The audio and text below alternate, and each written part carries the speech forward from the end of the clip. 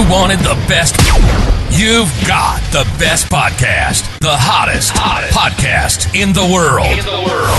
The Chris Voss Show, the preeminent podcast with guests so smart you may experience serious brain bleed. The CEOs, authors, thought leaders, visionaries, and motivators. Get ready. Strap yourself in. Keep your hands, arms, and legs inside the vehicle at all times, because you're about to go on a monster education roller coaster with your brain. Now, here's your host, Chris Voss.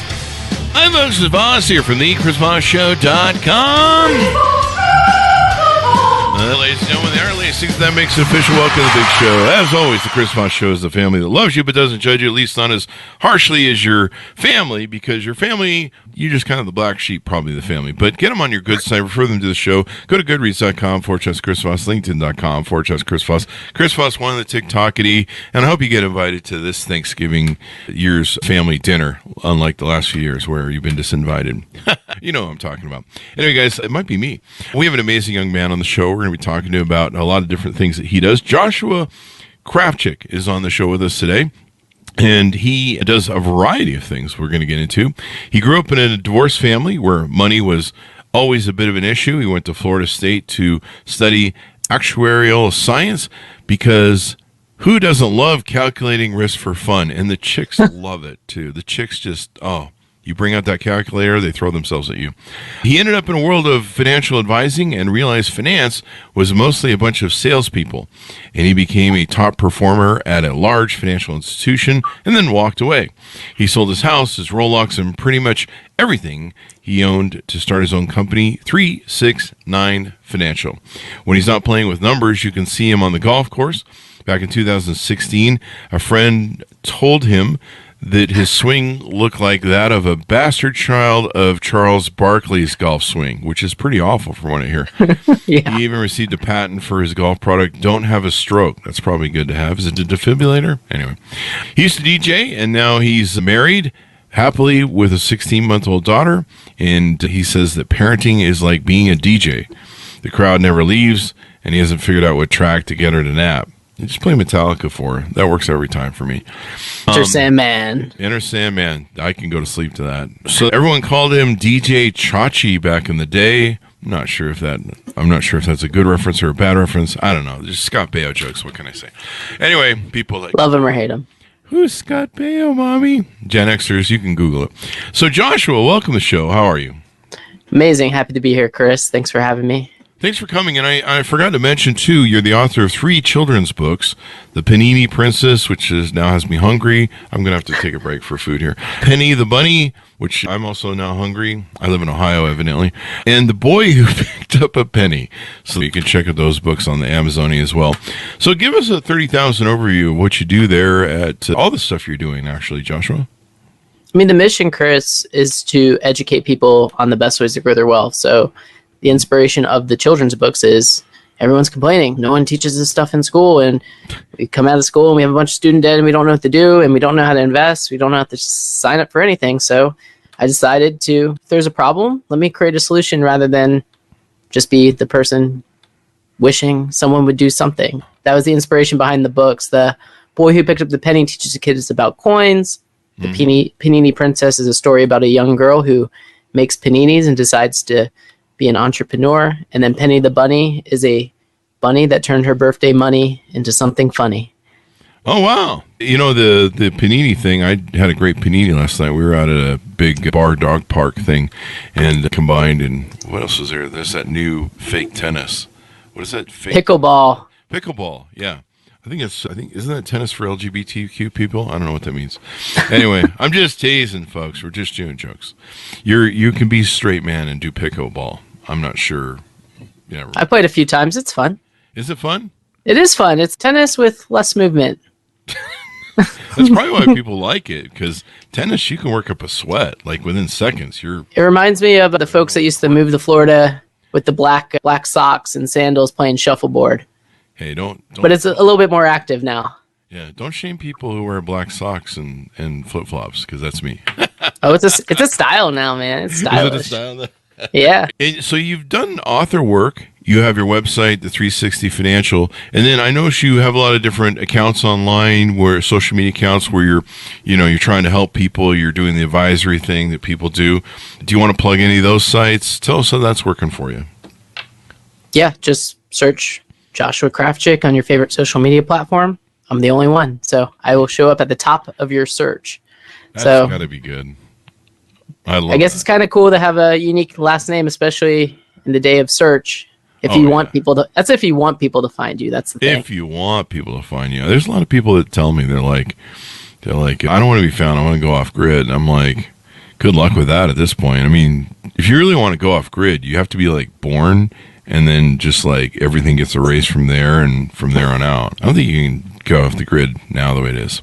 So what you guys do is you guys do tailored financial solutions for family-oriented growth mindset professionals who like to give back. It sounds like giving back and charity and stuff like that. You're looking for kind of a specific set of investors?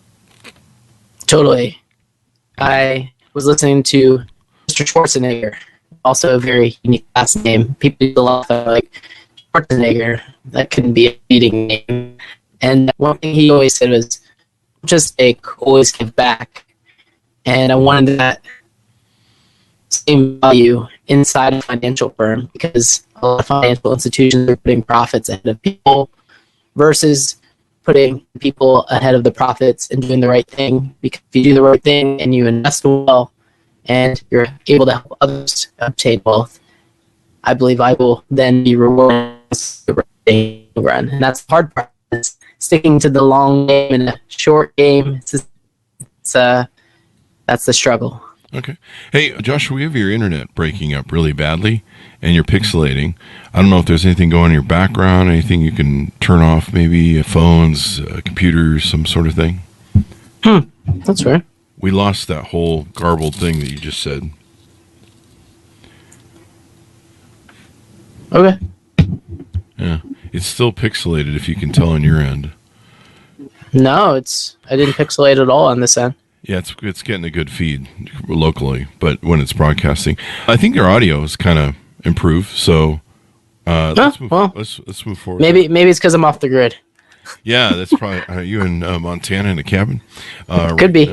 Right now. What was that thing the Unabomber had? Manifesto. I just know that if I ever want to know if I ever go crazy, I'm probably writing a manifesto, and that will be my sign. You should probably get help. So you guys do you guys work with accredited investors only? Do you have a fund? How does that all work? Right now we have a strict no jerk policy. That's my barrier to entry. Because I want to help people regardless of how much money they have, as long as they see value in what we do. And they're a good person and they can use a computer. That's my barrier to entry. I mean, I met with someone who had $4.5 million and they were a jerk. So I told them, I don't have time for this. I'm sorry. Life's too short to deal with you sort of folks. True. Life is too short. I have a no jerk policy when I watch OnlyFans, so I don't know what that means. Anyway, and so do you guys have a fund set up, or how do you appropriate the money that your investors want to seek? So it depends on when you enter our ecosystem. So our goal is to place capital in the best places possible, depending on where the markets are. Right now, the market's pretty high. So the way that we would place money today is much different than what we do in 2022, when the markets were decimated, when interest rates rose so fast. And we basically took advantage of that, because when there's blood in the streets, it makes my job pretty easy. Most people don't want to invest during those times, versus me, when everything is at a discount. That's when I get really excited, and you can essentially buy a $100 shirt for 50 cents on the dollar. And I love good deals in the markets, whether it's stocks, socks, whatever it is. And it sounds like you do investment management, wealth management, 401k rollovers, tax planning, and fiduciary financial planning. Yeah, anything that has to do with building wealth, I can do. And if I don't know the answer, I have someone in my ecosystem that knows the answer. Financial coaching and retirement planning you do as well. What do you find most people are coming to you nowadays are struggling with? Most investors. What is kind of like their top sort of complaints? There's typically two kinds of people. You have some people who have a good amount of money, but they have a poor money mindset, meaning they still think they're the person who doesn't have a lot of money and they don't know how to allocate it or how to invest it or what to do to it, or they're scared to lose it. Versus some people some people that I work with, like a young lady today, she's starting to make the most money she's ever had and she has a spending problem. So we have to really figure out what's going on inside someone's mind and remove those mind knots to help them understand where to place money for their future, not just live in the present, or not just think who they were in the past defines who they are in the present. Oh, yes. History defines character, and what is the old saying? Character is destiny. Your history is destiny, usually, too. The one thing man can learn from his history is that man never learns from his history. Thereby we go round and round. So you work with your clients in the different venues or fields that they need to. Is spending, a big problem for people, managing and being in control of their finances? Some people are just, they're just out of control. Oh, for sure. I mean, people are impulse spenders, especially if they don't come from money and they start getting money. They want to start buying all the things that they couldn't afford because, hey, you have some money and you've always wanted to buy a nice car, a nice house, nice jewelry, anything that you wanted. Now you have that money. You want to reward yourself versus figuring out where to put money to obtain assets to give you the money so that you can buy those nice things and delaying that gratification. And sometimes you have to look in that financial mirror and really look at yourself and figure out, like, hey, why did I buy this? What was the possible negative or positive ramifications of doing this, and etc. And then figuring out how to live your best rich life. I mean, that's ultimately what it comes down to. I believe everyone wants to be rich, but most people aren't willing to do what it takes to become rich. You mean I can't just keep buying rims and cars that are upside down? And I watch a lot on TikTok. I watch a lot of people who are upside down on cars videos, and they're trying to trade them in or get out of them. And like some of the financial decisions you see people making, especially in the Gen Z era, it's quite extraordinary to watch. $1,500 to $2,000 car payments. I've been seeing these things where they do loans for pretty much 20 to 30-year mortgages terms. It's like crazy when I see on yeah, 20% car notes. Yeah, I saw one that was 29.99% for like 30 months, which is basically a 20-year mortgage. And it was like some astronomical figure, like $2,000 a month or something. I posted on Facebook the other day. I was like, mother of God. And then when you amortize it out, it's like almost a $200,000 car. And they're selling these used pieces of crap. And I know what they're doing. They're just turning them over in. Anyway, this is why financial planning is important, right? You gotta, I'm just like, for that much money, why don't you just buy a shit box and, fix it up? You can buy a shitbox car and just, I don't know, make it a little nicer. But, yeah, it reminds me of, you ever watch the show It's Always Sunny in Philadelphia? Yeah. It reminds me of Dennis was talking to Danny DeVito's character. He's like, yeah, I rent all my furniture. I just pay the interest on it. And he goes, wait, you just pay the interest on it? He goes, yeah, it's only $20 a month. And he's like, whoa. So you're telling me you haven't paid down any of the principal? He's like, no, I just pay 20, like whatever amount a month. He goes, you realize what you're doing, right? He's like, no. And Danny DeVito breaks it down for him, attempting to explain how just paying the interest doesn't actually mean you're making progress. Yeah. I used to get that a lot. I'd meet people and they're like, I own a home. And I'm like, really? And they're like, yeah, I just bought it last year. And I'm like, oh, so you probably have about $16 going to principal. You don't really own a home. And if you don't believe me, miss a couple payments, sign up, see what happens. You'll find out how much you own there, buddy. But, it's funny. I've seen just sheer recklessness of what people are doing in the marketplace. When I had a mortgage company, I would, and the local values were soaring. They would come back and refinance every 3 years. And I'd pay off $30,000 to $50,000 worth of credit card debt for them. And I'd be like, don't run these up again. You paid them down. Don't run them up. Sure enough, they'd be back 2-3 years later. fully stacked again. Hey, Chris, can we do that again? And then eventually the market quit appreciating, and then they were all looking at bankruptcy. So it's a pretty crazy ride. Yeah, I mean, real estate has created the most millionaires in America. Mm-hmm. It's also forced the most bankruptcies. Yeah, sounds like my first 10 marriages. So tell us about how you grew up. How did you get into this business? What excited you? We talked a little bit about your bio, but tell us from your thing. What were some of your influences? Why do you feel you really enjoy the math and working with numbers and stuff? Just like anything growing up, you have certain things that you just are naturally good at. Mm-hmm. However, if you're just naturally good at something, that's only going to take you so far. So you really got to work at it. And I hated English so much. I was just like, you know what? I'm just going to be great at math, and I'm going to let that carry me throughout life. Fuck and I just English. focused on that. Yeah. I mean, they're giving us these books to read. I was like, I don't want to read this book. I already know how to talk. What do I need English for? Yeah. And my handwriting was terrible. I remember in third grade, I wrote an entire essay. My teacher gave it to me, and she's like, Josh, this is not legible. You can't even read it. And she handed it to me, and I read her back the whole thing. Oh. And she's like, you can get out of the room and rewrite the whole thing so it's legible. And fast forward here, 2024, I mean, we just type everything now. Yeah. I was going through my old belongings, and in third grade, I wrote, one day we'll be able to do everything on a computer and just hit enter, and our homework will be submitted. You know, now you can do voice, so you can just voice transcribe everything.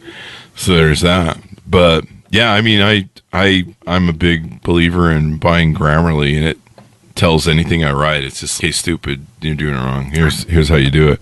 And then when I write it, people are like, my God, he's fucking the Jason Bourne of Churchill.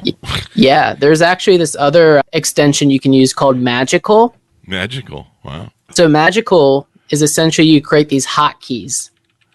So if you type out the same thing a lot, rather than keeping it in a document on like Google or on Word and like copying and pasting it, you put it into Magical, and you can do like Chris Voss show at, and then it'll just upload the whole thing, and then you can put in fillers into it, like first name, or change things up for like different shows. And ultimately that's why what I focused on is how do I save as much time as possible so I could focus on things within business, because the faster you can do something and more efficiently and do it well, the more you can accomplish. And I mean, that's what I learned from growing up in a divorced family, where I had literally one parent who looked at me as an asset, and the other parent looked at me as a liability. My relationship with money growing up was not good. Not good at all. Wow. Yeah. That's funny. I've never heard anybody portray that. That is. I mean, I got an Excel spreadsheet to the exact penny of how much money was spent on me. You know, there's a comedian. I was one of the Wayans family people, and he used to do this joke that he said, you know, I keep receipts of every dollar I spend on my kids from birth till when they graduate 18, and when they graduate 18, I'm going to hand them a bill. That's how you run up a big therapy bill. Yeah.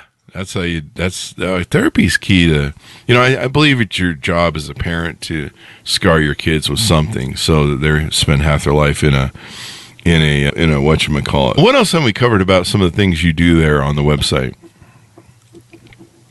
I mean, what really separates myself is giving people an outside the box perspective on things, because it's really hard to see the picture when you're inside the frame, especially when it comes with finances. So, for example, I'm working with a gentleman right now who just bought a really expensive house in California, and his mortgage payment is the largest it's ever been. And he's like, I need help navigating this thing.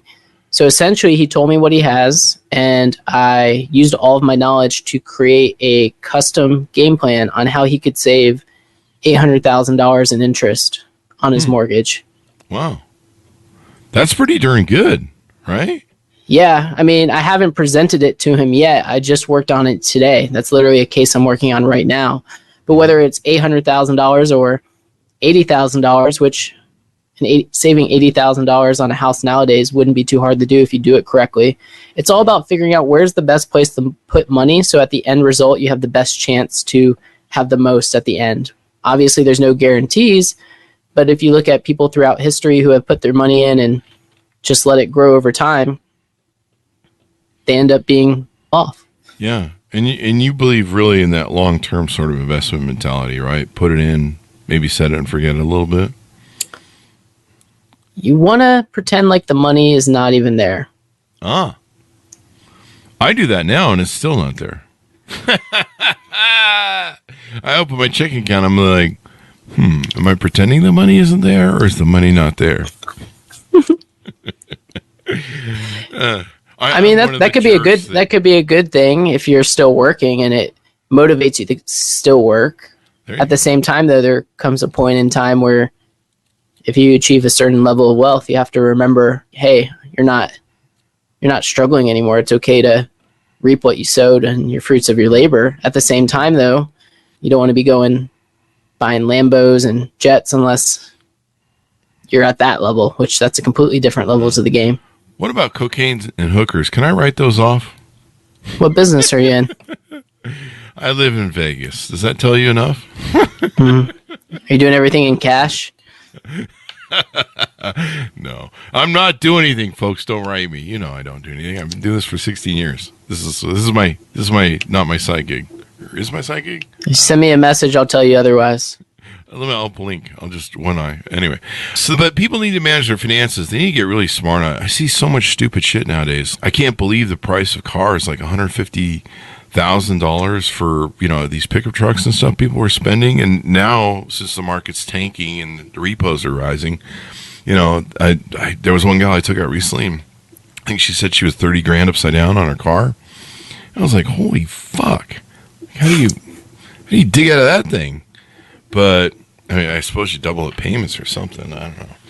But to be upside down that far, and I was like, what are you doing? And I see a lot of videos like what you do on social media that try and give people advice, and they do interviews with people, and you're just like, holy crap! I thought my life was a piece of shit.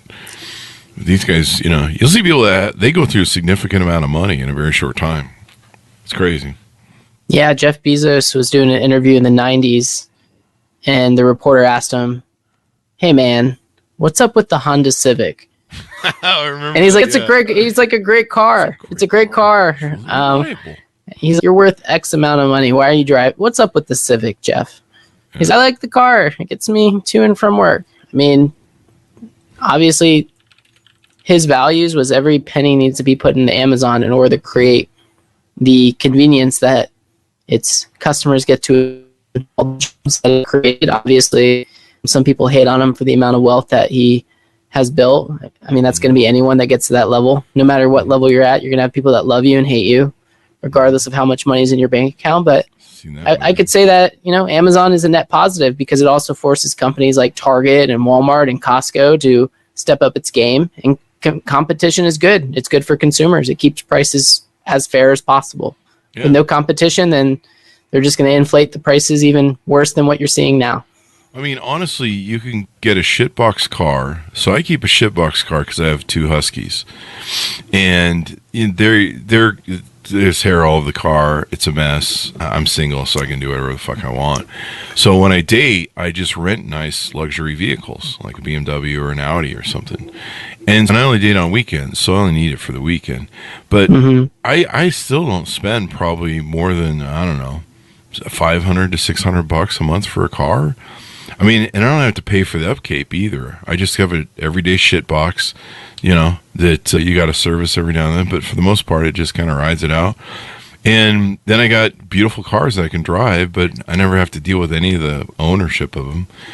And I see these people paying $2,000 a month for 30 years for some 2021 Chevy Silverado, and you're just like, what are you doing, man? With your, I mean, maybe it's just weird for me because I come from the day where that's a mortgage payment. $2,400 used to be my mortgage payment. Inflation is man-made. Yeah. It's a man-made concept, and it can be mastered by people as well. See that for a car. What else do you guys do that maybe we haven't touched on or talked about that you want to tease out? I mean, we look at every situation a little bit differently. Right now, we're a small company, and there's a lot of big faceless organizations out there that people give their money to because they trust it, because it's a big company. I would advise anyone, if you do business with a large company, especially a financial company, you can just Google the fines that they've paid. And you need to question, like, hey, do they really care? Yeah. And there's a lot of good financial professionals out there that are independent, that want to do the right thing. But when it comes to competing from a marketing point of view, we can't outspend them at all. So all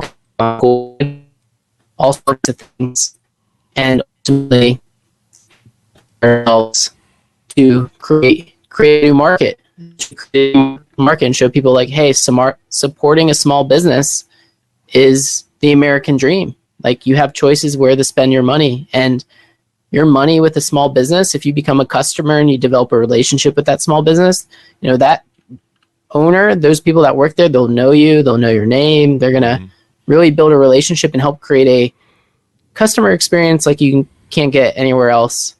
And I feel like that's where the disconnect is. Like, back in the day, I feel like people used to know each other when you go to the local restaurant and things like that. Now everything's chains, and there's not as much relationship building when you go out to your favorite restaurant, especially if it's a large franchise.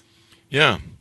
Usually with restaurants, I usually try and get to know the waiters to get the best service. But it sounds like what you're talking about is, at your firm, they can get more personalized service. Do they work usually with you directly, or your staff, et cetera?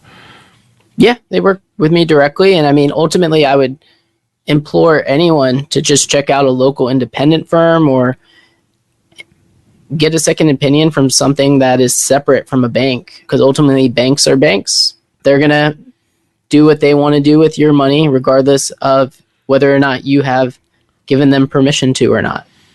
Oh, yeah. That happened to me this last week. What happened?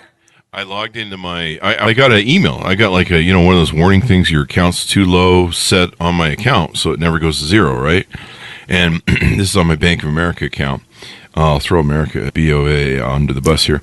So I get an email saying, hey, man, your account balance is really low. And I'm like, what the fuck is going on, right? And so I open up my account, and it's just 2 dashes on the amount that's in my account. And I'm like, and about to have a serious heart attack. And then I Google. Thankfully, I know enough to be like, okay, hold on, let's Google something. So I Googled, and Bank of America has this huge nationwide outage.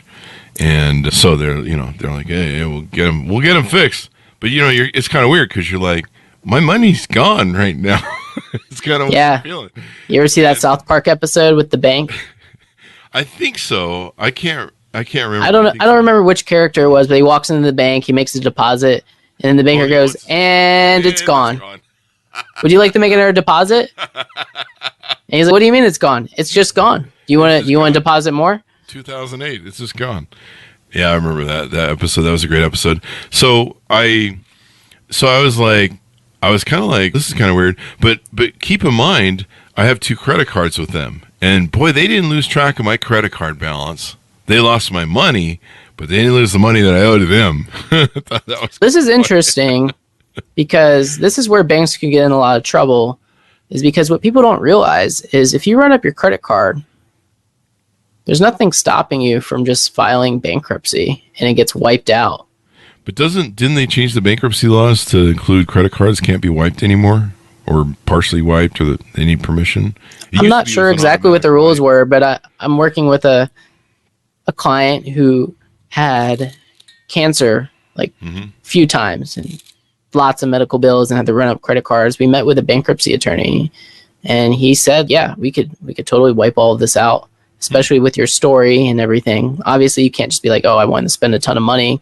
Yeah. Because, I mean, if you're in front of a judge, you have to present yourself, you have to plead your case, you're like, explain what happened. But I mean, ultimately, I don't know all the rules. I'm not a bankruptcy attorney, but I mean, you'll find there's a reason rich people do it. Yeah, they find ways to use the system to file for bankruptcy, clear their debts, and continue moving on. I know it used to be you could wipe it all with pretty much just Chapter 7, but then there were supposed to be some rules they put in where it's harder to wipe them. So I guess you have to get the judge's approval now or something. I don't know. Well, I mean, if you have a lot of debt and you see no way out, I mean, pay $500 for an attorney for an hourly rate, and see what they have to say.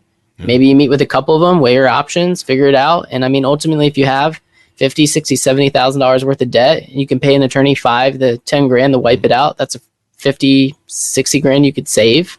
Yeah. Or you can raise money, starting your own website. You could try that. You could. There's a market for everything. That kind of is, actually. But no, people need to manage their money better. They need to be smarter, especially when you're hitting those higher echelons of wealth above six figures and stuff.